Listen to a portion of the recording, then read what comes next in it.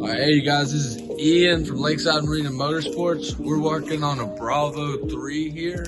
It's got a shifting issue, so let's take a look and see what's going on. Okay you guys, so this drive seems to be stuck in a forward position. I moved the shift lever back and forth to see if I can find neutral.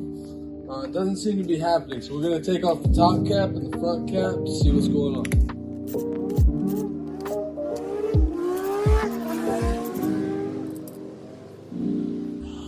Okay, you guys, it looks like we've got a loose bolt right here.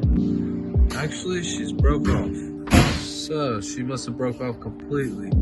This is the shifting mechanism itself. So this is the shifting arm. And then this pushes up or down on your clutch. So this thing is definitely still stuck in forward. So let's get it broke down and see what all we got to replace.